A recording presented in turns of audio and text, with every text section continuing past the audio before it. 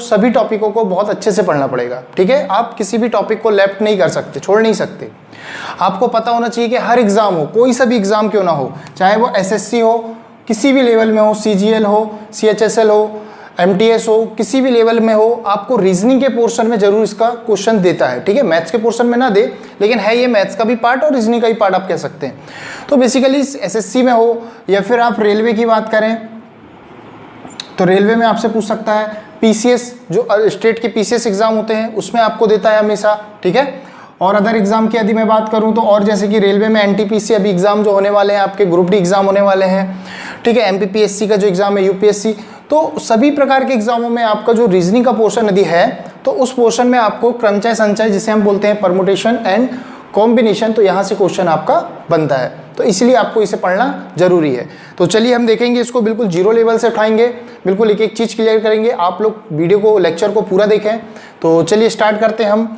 First of all देखते हैं यहाँ पे परमुटेशन। तो what is the meaning of permutation?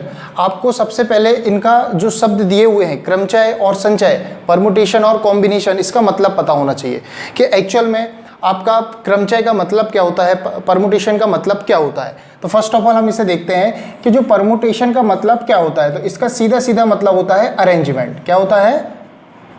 Arrangement. Arrangement का मतलब होता है जमाना। जमाने का क्या मतलब है? इससे क्या मतलब है आपके जमाने से? जमाने का मतलब यह है कि मान लीजिए आपको कुछ नंबर्स दिए हैं, जैसे 1 2 3 4, और आपसे बोल रहा है कि किन्हीं 3 अंकों की कितने प्रकार की संख्याएं आप इसमें बना सकते हैं। तो आप बोलेंगे देखिए 3 अंकों की कितनी संख्याएं बना सकते हैं। तो आप इसे कई प्रकार से जमा कर बना सकते हैं 3 अंकों की। भाई 3 अंक कोई भी आप ले सकते हो, चाहे वो ये 3 अंक हो जाए, चाहे ये 3 अंक हो जाए, चाहे ये 3 अंक हो जाए, तो किसी भी अंकों को आप ले सकते हो। तो कोई भी 3 अंक आप ले सकते हो। तो किस प्रकार से आप उसे जमाएंगे, ये कौन डिफाइन करेगा? आपका परमुटेशन, जिसे आप क्या बोलते हैं? क्रमचय। क्लियर? तो यहां पर हम ये समझेंगे कि कॉम्बिनेशन का मतलब क्या होता है। तो कॉम्बिनेशन का मतलब होता है सेलेक्ट करना। क्या होता है आपका? सेलेक्ट करना, या इसे हम बोले सिलेक्शन, ठीक है। हिंदी में हम इसे बोलेंगे क्या? चुनना। चुनना, इसका क्या मतलब हुआ? जैसे आप प्रोबेबिलिटी या फिर प्रायिकता में अक्सर देखते हैं आप कि एक बॉक्स में 3 गेंदें हैं ब्लैक कलर की, दूसरे बॉक्स में रेड कलर की 6 गेंदें हैं, और आपको 4 गेंदें ऐसी चुनना है जिसमें कुछ इतनी गेंदें हों ब्लैक और कुछ इतनी रेड गेंदें हों। कहने का मतलब उसमें से कुछ गेंदें चुनना है, आपको निकालना है, ठीक है। तो वो क्या कहलाता है? आपका कॉम्बिनेशन। मेरे पास 6 ब्लैक बॉल है और 6 वाइट बॉल है, मुझे कोई सी 8 बॉल निकालना है, तो मैं कौन सी कितनी चुनूं, ये डिफाइन करता है कौन? कॉम्बिनेशन। ये आपको समझना है, ठीक है। तो कॉम्बिनेशन को हम किससे डिफाइन करते हैं? कॉम्बिनेशन को हम डिफाइन करते हैं किससे? सी से। किससे डिफाइन करते हैं? सी से। और परमुटेशन, तो फर्स्ट ऑफ ऑल जो हम पढ़ेंगे वो किसे पढ़ेंगे? परमुटेशन को पढ़ेंगे। तो परमुटेशन को पढ़ेंगे तो उसके लिए हम किससे डिफाइन करेंगे? परमुटेशन को पी से डिफाइन करेंगे। किससे डिफाइन करेंगे? पी से। तो जो एक्चुअल में हम इससे जमाते हैं वो किस प्रकार से जमाते हैं? N P are.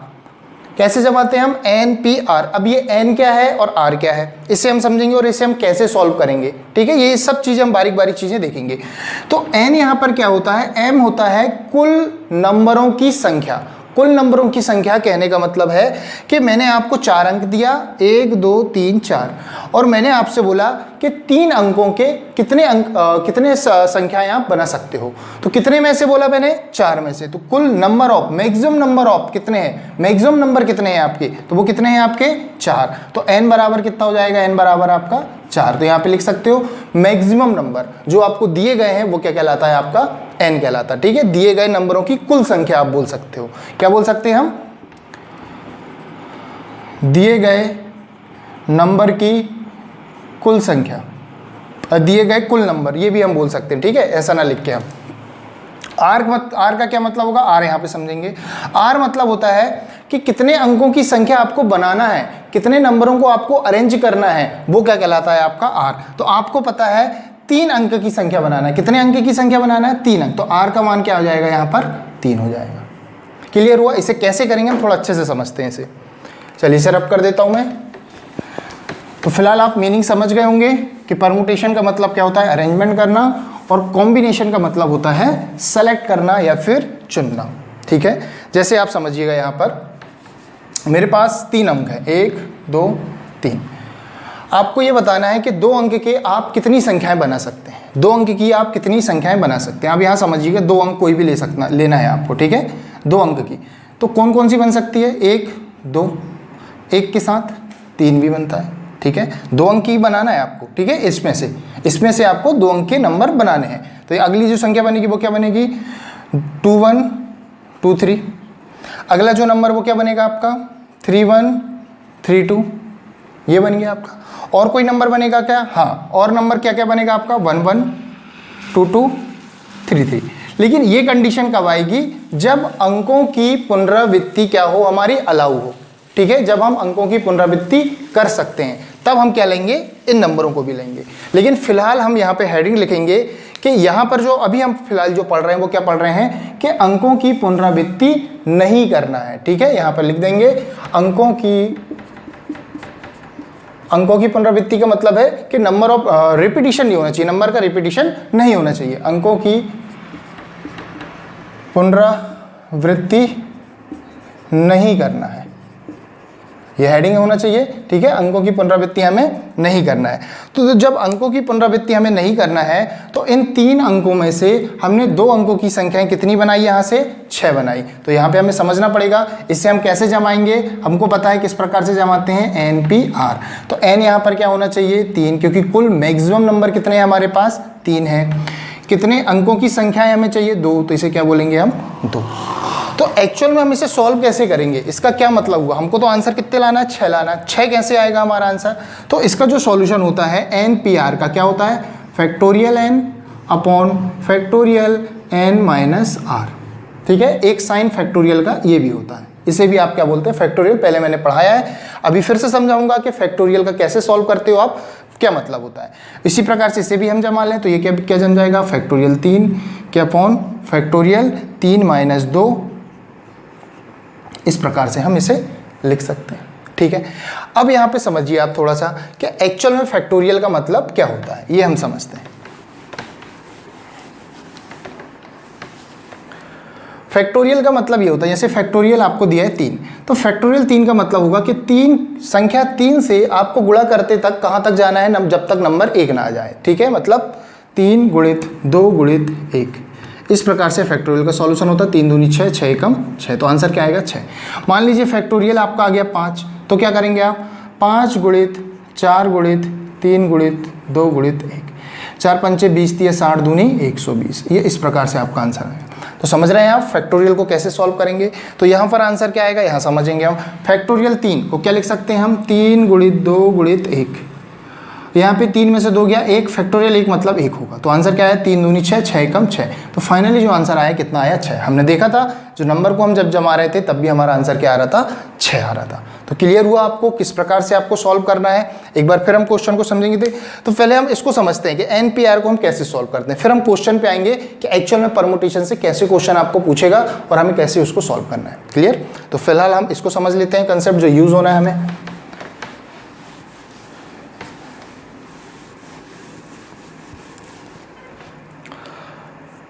आपसे पूछा 4p3, इसे कैसे सॉल्व करेंगे।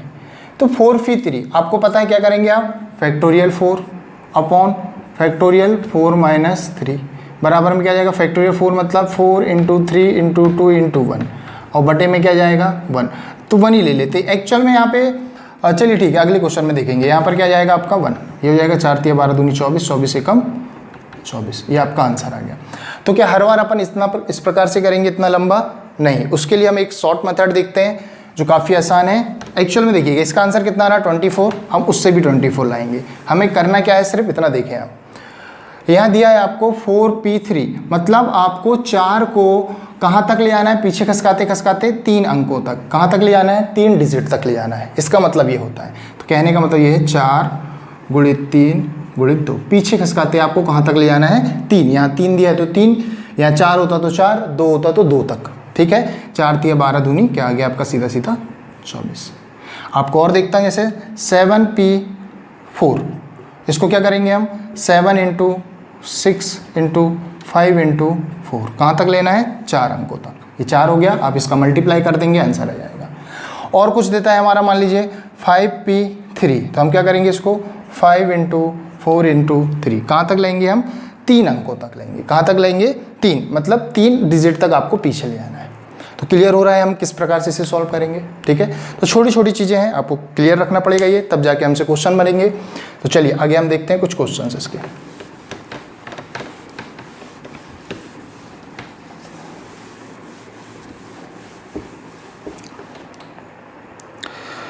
चलिए देखते हैं, एग्जाम्पल लेते हैं। ये हेडिंग याद रखेंगे, अंकों की पुनरावृत्ति हमें नहीं करना है। तो पहला क्वेश्चन देखते हैं। हमारे पास डिजिट हैं, 1 है, 2 है, 3 है, 4 है। आपके पास 4 डिजिट हैं और आपको 3 अंकों की संख्या बनाना है। तो आपको पता होना चाहिए, इसको 5 तक ले लीजिए। चलिए 5 तक ले लीजिए। आपको 4 अंकों की संख्या बनाना है। यहाँ पे लिख लेता हूँ, 1 2 3 4 5 से 4 अंकों की कितनी संख्याएं बनाई जा सकती हैं? कितनी संख्याएं बनाई जा सकती हैं?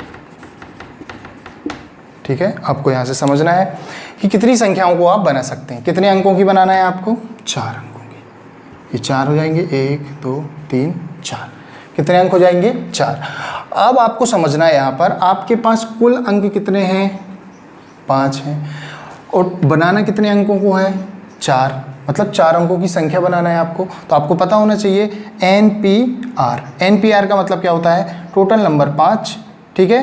P और R कितने अंकों का? 4, मतलब 5 को मैं कहाँ तक खसका दूँ? 4 तक। तो ये कितना हो जाएगा देखेंगे, 5 × 4 × 3 × 2, 5 चौके 20, 20 तिया 60, 60 दूनी 120। ये आपका क्या जाएगा? आंसर आ जाएगा। क्लियर हुआ आपको? यहाँ पे एक चीज़ और देखिएगा, जैसे मैं नंबर लेता हूँ यहाँ पे, यहाँ समझेंगे हम। जैसे मैं इस वाले पार्ट की बात करूँ, यहाँ पर कितनी संख्याएं ले सकते हो आप? देखिए, एक तो ये तरीका हो गया आपका, ठीक है, यहाँ पे आपका आंसर आ चुका है। लेकिन अपन इसको और एनालिसिस करके और आसान बना सकते हैं। कैसे बना सकते हैं? यहाँ ध्यान दीजिए आप, आपको ध्यान देना है यहाँ पे। यहाँ पर एक अंक, देखिए पहला अंक कहाँ पे लिखेंगे आप? यहाँ पे लिखेंगे। आपके पास कितने अंक हैं? 5। मतलब इस स्थान को आप कितने प्रकार से भर सकते हैं? एक ही स्थान है, मैं एक स्थान की बात कर रहा हूँ, एक स्थान को भरना है, लेकिन अंक कितने हैं आपके पास? 5। 5 अंक हैं, स्थान एक है, उसे आप कितने प्रकार से भर सकते हो? 5 प्रकार से भर सकते हो आप। 1 भी ले सकते हो, 2 भी ले सकते हो, 3 भी ले सकते हो, 4 भी ले सकते हो, 5 भी ले सकते हो। कंडीशन कब फेलियर आएगी? जब यहाँ पर आपको एक 0 भी दिया रहेगा, तब हम आगे देखेंगे उसको कि उसको कैसे करेंगे, ठीक है। तो फिलहाल हम देखें यहाँ पर कितने प्रकार से हम इसे भर सकते हैं? 5P1, 5 अंकों को एक प्रकार से 5P1, तो उसका मतलब सिर्फ कितना होता है? 5। मतलब इस अंक को, इस स्थान को मैं 5 प्रकार से क्या कर सकता हूँ? भर सकता हूँ। जब मैंने यहाँ पर कोई भी एक अंक ले लिया, तो अब मेरे पास कितने अंक बचेंगे? अब मेरे पास बचेंगे सिर्फ 4 अंक। कितने अंक बचेंगे? सिर्फ 4। कोई भी 4 हो सकते हैं वो। मेरे पास अब बचेंगे कितने? सिर्फ 4 अंक। और मेरे पास अब ये वाला स्थान भरना है, तो ये स्थान भरने के लिए अब मेरे पास कितने अंक हैं? सिर्फ 4। तो मैंने कितने प्रकार से भर सकता हूँ? सिर्फ 4 प्रकार से भर सकता हूँ। अब मैं बात करूँ यहाँ पर स्थान तीसरा। अब मेरे पास 2 अंक ऑलरेडी यूज हो चुके हैं, क्योंकि नंबर रिपीटिशन नहीं है। हम पढ़ क्या रहे हैं? अंकों का रिपीटिशन नहीं करना है। तो यहाँ पर आप ये बताइए, 2 अंक यूज हो चुके हैं, 5 में से अब बचे आपके पास 3 अंक हैं, तो आप इस स्थान को 3 प्रकार से भर सकते हो। कितने प्रकार से? 3 प्रकार से। तो इस स्थान को कितने प्रकार से भरोगे? 2। तो हमको इसको क्या करना है? मल्टीप्लाई कर देना है, और आपका क्या जाएगा? आंसर। 5 चौके 20, 60 दूनी 120। तो आप इसे इस प्रकार से भी कर सकते हैं। क्लियर हुआ? तो चलिए आगे हम देखते हैं अगला क्वेश्चन।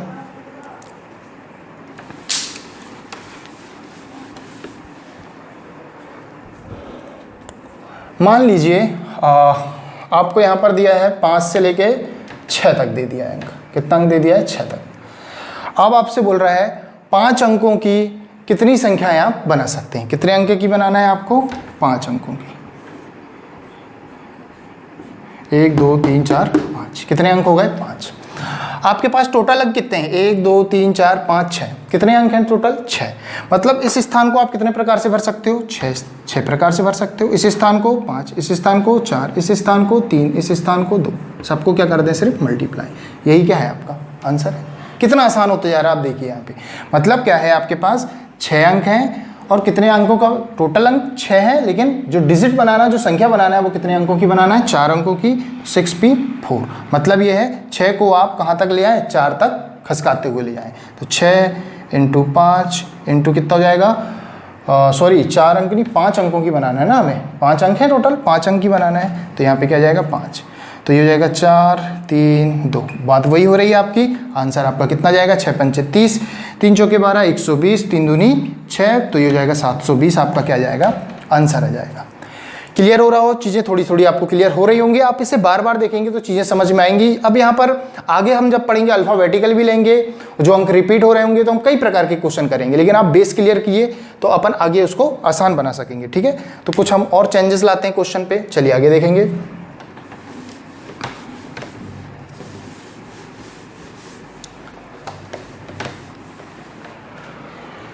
अब आपके पास दिया हुआ है यहाँ पे 1 2 3 4 में से 3 अंकों की कितनी संख्याएं बनाई जा सकती हैं यदि संख्या 2 से पूर्णतः विभाजित हो। थोड़ा सा चेंज करा हमने, विभाजित हो। ठीक है, आपसे क्या बोल रहा है आप समझिएगा। यहाँ पे 1 2 3 4 आपके पास कुल अंक हैं 4, आपको में से 3 अंकों की संख्या आपको बनाना है। कितनी संख्याएं हम बना सकते हैं, है ना, कितनी संख्याएं हम बना सकते हैं, कितने अंकों की, 3 अंकों की, यदि संख्या 2 से क्या हो, पूर्णतः विभाजित हो। अब आप यहाँ पे समझिएगा, यदि ये लाइन नहीं बोलता आपसे कि 2 से पूर्णतः विभाजित हो, तो आपके पास बहुत ही आसान था, 4 अंकों में से 3 अंकों की संख्या बनाना था। मतलब क्या हो जाता, 4p3, तो ये डायरेक्ट आ जाता 4 × 3 × 2, 4 × 12 दूनी 24, और आपका आंसर क्या हो जाता 24। लेकिन कंडीशन क्या बोल रहा है कि वह संख्या क्या होनी चाहिए, जो संख्याएं हैं, देखिए 24 प्रकार की संख्याएं आप बना सकते हैं, लेकिन संख्या क्या होना चाहिए आपकी, पूर्णतः 2 से विभाजित होना चाहिए। तो हमको पता होना चाहिए कि डिविजिबिलिटी रूल्स क्या होते हैं, विभाजकता के नियम क्या होते हैं। यदि आपसे बोल रहा है कोई संख्या 2 से पूर्णतः विभाजित है, या फिर इसे एक टर्म में और बोल सकता था कि संख्या कैसी है, सम संख्या है। सम संख्या का मतलब होता है वह संख्या 2 से क्या हो रही है, पूर्णतः विभाजित हो रही है। तो आपको ये देखिए, अभी 2 बोला है, आगे 4 का करेंगे, 5 का करेंगे, अदर नंबर्स का भी करेंगे जिससे वो पूरी तरीके से विभाजित होगी। उसके लिए आपको डिविजिबिलिटी रूल जानना जरूरी है। तो विभाजकता का नियम क्या कहता है, डिविजिबिलिटी रूल सबका अलग अलग होगा। 2 का ये कहता है कि यदि दी गई संख्या में इकाई का अंक या पहला अंक 2 से विभाजित है पूर्णतः, तो वह पूरी की पूरी संख्या भी 2 से क्या होती है, विभाजित होती है। 3 का विभाजकता का नियम कहता है कि यदि दिए गए नंबर्स का योग 3 से विभाजित है, तो वह संख्या भी 3 से क्या होगी, विभाजित होगी। 4 का कहता है कि लास्ट के 2 डिजिट यदि 4 से विभाजित है तो वह संख्या 4 से आएगी। 5 के लिए 0 या 5 होना चाहिए। 6 के लिए उसके 2 अभाज्य गुणनखंड से वह संख्या क्या होना चाहिए, पूर्णतः विभाजित। 6 के 2 अभाज्य गुणनखंड मतलब 2 और 3। अभाज्य गुणनखंड कैसे हुए, 2 और 3 दोनों ही अपने आप में इंडिपेंडेंट हैं, ना तो 2 और 3 में कोई अंक कॉमन नहीं है सिर्फ 1 के अलावा, इसलिए हम इसे क्या बोलते हैं, अभाज्य। क्लियर। 7 के लिए क्या कंडीशन है, दी गई संख्या में से आखिरी के अंक को दुगना करके बचे हुए अंकों से घटा। देखिए प्रीवियस जो लेक्चर है नंबर सिस्टम, हमने उसमें बताया है कि कैसे आप डिविजिबिलिटी रूल पढ़ सकते हैं, उसमें आप देख सकते हैं। क्लियर, आप उस लेक्चर को देखिएगा तो उसको पूरा डिविजिबिलिटी रूल आपके क्लियर हो जाएंगे। तो चलिए हम देखते हैं यहाँ पर कि 2 से पूर्णतः जब विभाजित हो उसका क्या मतलब होगा। तो अंक कितने होने चाहिए, 3 होने चाहिए। तो हम यहाँ पर देखते हैं 3 अंक, ये 3 हो गए। तो यहाँ पर आपका क्या आएगा, यहाँ ध्यान दीजिए आप, इसको मैं रब कर देता हूँ। देखिए यहाँ पर क्या आए, या तो 2 आए या फिर 4 आए, तभी ये क्या हो सकती है, पूर्णतः 2 से विभाजित हो सकती है। जब यहाँ पर क्या आए, 2 आए या फिर 4 आए। एक रूल्स और इस पे होता है, या का मतलब गुणा होता है और का मतलब प्लस होता है। इस चीज़ का ध्यान देंगे, और का मतलब प्लस होता है और या का मतलब गुणा होता है। चीज़ें आपको टर्म क्लियर होते जाएंगी, आगे हम पढ़ेंगे। तो कहने का मतलब ये है कि यहाँ पर 2 होगा या फिर 4 होगा। मतलब ये है कि इस जो अंक है, ये जो स्थान है, इसे मैं कितने प्रकार से जमा सकता हूँ? सिर्फ 2 प्रकार से जमा सकता हूँ। या तो मैं यहाँ पे 2 लूँगा या तो मैं यहाँ पर 4 लूँगा। मतलब मैं इसे कितने प्रकार से जमा पाऊँगा? सिर्फ 2 प्रकार से। क्लियर? अब मेरे पास कितने स्थान और बचे हैं? एक स्थान ये है और एक स्थान ये है। जब मैं कोई एक अंक यहाँ पे ले लूँगा तो यहाँ मेरे पास कितने अंक बचेंगे? अब 3 अंक बचेंगे। तो 3 अंक बचेंगे, लेकिन मुझे स्थान कितना, यहाँ की बात करूँ तो यहाँ एक स्थान है। उन 3 अंकों में से मैं कोई भी अंक यहाँ पर ले सकता हूँ। कहने का मतलब इस स्थान को मैं कितने प्रकार से जमा सकता हूँ? 3 प्रकार से जमा सकता हूँ। तो दूसरा देखिए, यहाँ एक अंक आ चुका होगा, यहाँ भी एक अंक आ चुका होगा। वो 2 होगा या 4 होगा? मैं 2 तरीके से समझाऊंगा, एक बार 2 के लेके बताऊंगा, एक बार 4 अगले। ठीक है, आगे फिलहाल ये देखें आप तरीका। अब मेरे पास यहाँ एक अंक यूज हो चुका है, यहाँ पर भी एक अंक यूज हो चुका, कोई भी 2 होगा या फिर 4 होगा। मतलब 4 में से 2 अंक यूज हो गए हैं। अब बचे कितने आपके पास? सिर्फ 2। मतलब वो 2 अंक में से कोई भी यहाँ पर आ सकता है। मतलब इसे आप कितने प्रकार से जमा सकते हैं? 2 प्रकार से जमा सकते हैं। इस प्रकार से इसे गुणा कर दें, आपका आंसर आ गया 3 दूनी 6 दूनी 12। तो यहाँ जो आंसर आएगा वो क्या आएगा? 12 आएगा आपका। क्लियर हुआ? तो इस प्रकार से आप इसे क्या कर सकते हैं? सॉल्व कर सकते हैं। ठीक है, चलिए यदि ये तरीका हो गया। अब यहाँ देखेंगे आप थोड़ा सा, इस प्रकार से भी आप इसे जमा सकते हैं। ठीक है, और मैं इसलिए लिख रहा हूँ, या तो सॉरी यहाँ पे यह आना चाहिए। ठीक है, या तो ये आएगा, सॉरी देखिए आप देखेंगे यहाँ पे, या तो हम 2 वाला भी लेके कर लेंगे और 4 वाला। मान लीजिए यहाँ पे पहले मैं 2 लेता हूँ। कितना लेता हूँ? 2 लेता हूँ। तो एक अंक यहाँ आ चुका है। ठीक है, मतलब इसे मैं एक प्रकार से जमा रहा हूँ। तो यहाँ पर मेरे पास जब एक अंक ले लिया तो यहाँ कितने? 3, और यहाँ कितना बचेगा? 2 बचेगा। ठीक है, ये गुणा हो गया। क्लियर? और मैं किस प्रकार से जमा सकता हूँ? इसलिए मैं और लूँगा यहाँ पे। और क्या हो सकता है? यहाँ पर मैं क्या ले लूँ? 4। तो इसे मैं कितने प्रकार से जमा पाया? सिर्फ एक ही प्रकार से। क्योंकि जब मैं एक साथ ले रहा था तब मैं बोल रहा था कि 2 प्रकार से, या तो 2 ले रहा था या तो 4। लेकिन अब मैं अलग अलग ले रहा हूँ। पहले मैं 2 ले रहा हूँ तो इसे एक प्रकार से जमा रहा हूँ। जब एक अंक यहाँ आ चुका है तो बाकी के 3 अंक बचे, तो यहाँ मैं इस स्थान को मैं 3 प्रकार से जमा पाऊंगा। कितने प्रकार से? 3 प्रकार से। या फिर मैं ये बोलूँ कि इन 2 अंकों को 3 में से सिर्फ 2 अंक भरना है, तो मैं इसको 3p2 भी बोल सकता था। तो 3p2 का मतलब वही होता है, 3 को मैं पीछे ले जाते 2 अंक तक गुणा करूँ, 3 गुणित 2, वही आता आपका। ठीक है, एक एक चीज़ समझिए, एक एक चीज़ आपको क्लियर हो जाएगी। डाउट होगा कमेंट बॉक्स पे कमेंट करेंगे, नेक्स्ट क्लास में मैं ज़रूर से क्लियर करूँगा। लेकिन आप ध्यान से समझेंगे तो आपको बिल्कुल डाउट नहीं होगा, एक एक चीज़ आपकी क्लियर हो जाएगी। ठीक है, आगे देखें। इसे मैं क्या बोल दूँ? इसे मैं 3 प्रकार से जमा पाऊँगा और इसे मैं 2 प्रकार से। अब देखें आप, 3 दूनी 6 कम 6, 3 दूनी 6 कम 6, और का मतलब प्लस होता है। 6 और 6 कितना आ गया? 12। तो जो आंसर आया आपका कितना आया? 12 आया। क्लियर हुआ आपको? एक क्वेश्चन हम और करते हैं इसी पे बेस्ड।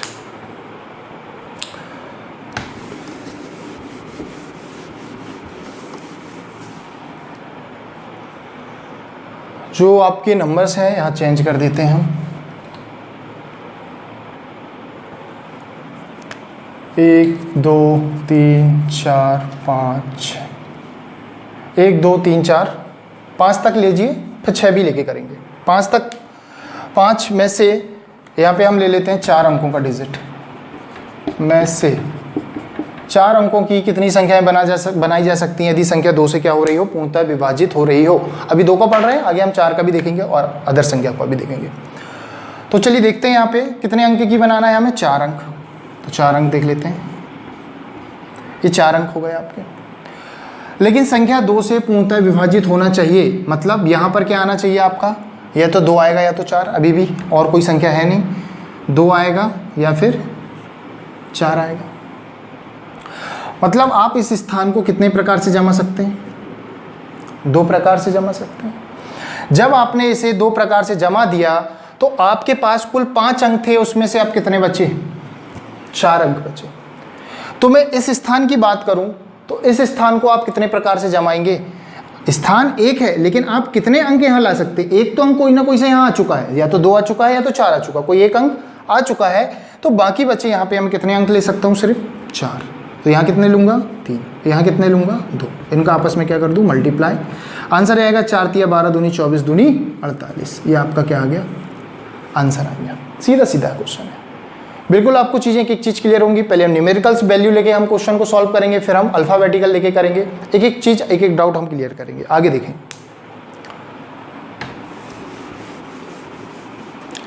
यहाँ पे नंबर्स मैं बढ़ा लेता हूँ, एक नंबर्स और बढ़ा लेता हूँ। 5 के साथ यहाँ ले लेते हैं हम 6। और हमें बनाना है 4 अंकों की कितनी संख्याएं बनाई जा सकती हैं यदि संख्या 2 से क्या हो रही हो, पूर्णतः विभाजित हो रही हो। ठीक है, तो कितने बनाने हैं, 4 अंक, ये 4 हो गए। 1 2 3 4, ये 4 हो गए। अंक 2 से पूर्णतः विभाजित हों। अब आप देखिए यहाँ पे क्या क्या संख्या आ सकती है, 2 भी आ सकती, 4 भी आ सकती, 6, क्योंकि यही एक ऐसी संख्या है जो 2 से विभाजित होती हैं। ना तो 3 होती है, ना तो 5 होता है, ना तो 1 होता है। ठीक है, तो यहाँ पे देखें हम, एक चीज़ यहाँ ध्यान दीजिएगा, 2 से पूर्णतः विभाज्य लिख लें, और या फिर इसे हम सम संख्या भी बोल सकते हैं, सम संख्या, इवन नंबर। ठीक है, इसे हम क्या बोल सकते हैं, सम संख्या भी बोल सकते हैं ना, ये भी चेंज करके आपको दे सकता है। तो इसे मैं या तो 2 लिख सकता हूँ, या तो 4 लिख सकता हूँ, या फिर मैं 6 लिख सकता हूँ। 2 4 या फिर मैं क्या लिख सकता हूँ, 6 लिख सकता हूँ। मतलब इस स्थान को मैं कितने प्रकार से जमा सकता हूँ, 3 प्रकार से जमा सकता हूँ। मेरे पास कुल कितने अंक हैं, 6। जब एक अंक कोई ना कोई सा यहाँ पर आ जाएगा, एक ही अंक आएगा, तो यहाँ पर कितने बचेंगे, सिर्फ 5। इन 5 अंकों को यहाँ पर मैं जमा सकता हूँ 5 प्रकार से। यहाँ पर भी जब एक अंक आ गया, यहाँ पर भी एक अंक आ गया, 2 अंक ऑलरेडी आ चुके हैं, 2 डिजिट, तो बचे 4, तो इन्हें मैं कितने प्रकार से जमाऊंगा, 4। जब 3 आ चुके हैं तो बचे कितने, 3। इस प्रकार से इसका गुणा कर दें, आंसर आ गया। 5 चौके 20, 3 60, 60 3 180, आपका क्या आ जाएगा, आंसर। चीज़ें आपको क्लियर हो रही होंगी।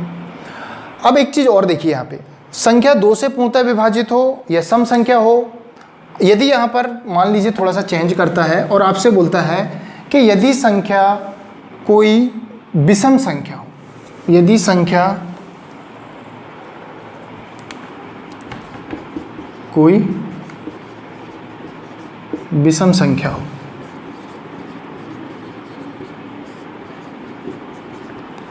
यदि संख्या कोई विषम संख्या हो, कितने अंक, 4 अंक का ही बनाना है। चलिए इसे 5 कर लें। देखिए कुछ भी आप ले सकते हो, चेंज कर सकते हो, आपको कंसेप्ट समझना है, सिर्फ आपको क्या समझना है, सिर्फ कंसेप्ट समझना है। तो देखें इसको, 5 अंक लेना है, 1 2 3, और ये आपका 5 हो गया। संख्या विषम होना चाहिए, विषम होने के लिए आपका या तो यहाँ पर 1 आता हो, या 3 आता हो, या फिर 5 आता हो। इसके अलावा कुछ है नहीं, 7 है नहीं, 9 है नहीं, मतलब 1 3 या फिर क्या आता हो, 5 आता हो। मतलब इस स्थान को आप कितने प्रकार से जमा सकते हैं, 3 प्रकार से आप जमा सकते हैं। जब इसे 3 प्रकार से जमा सकते हैं, टोटल नंबर 6 है, 6 में से इसे 3 प्रकार से आपने जमा लिया। अब आपके पास कितने बचे, 5 बचे। तो इस स्थान को 5 प्रकार से, इसे 4 प्रकार से, इसे 3 प्रकार से, और इसे 2 प्रकार से आप जमा लोगे, और ये आपका क्या होगा, आंसर। 5 चौके 20 दिया, 60 दूनी 120, 120 दिया, कितना हो जाएगा आपका, 360। ये आपका क्या हो जाएगा, आंसर। तो इस प्रकार से आप क्वेश्चन को बहुत ही आसानी से कर सकते हैं। अब हम इस पे देखेंगे, थोड़ा सा चेंजेस करेंगे, आगे देखेंगे संख्या 5 से डिवाइड हो या 4 से डिवाइड हो, ये भी हम देखेंगे। उसके बाद 0 को हम लेंगे तो कंडीशन क्या बनेगी आपकी, यदि पुनरावृत्ति अलाउ कर दे तो क्या कंडीशन बनेगी आपकी। तो एक एक चीज़ हम अच्छे से समझेंगे। तो इसी प्रकार से आप लेक्चर को कंटिन्यू देखें और कोशिश करें कि ज़्यादा से ज़्यादा लोगों तक शेयर करें। ठीक है।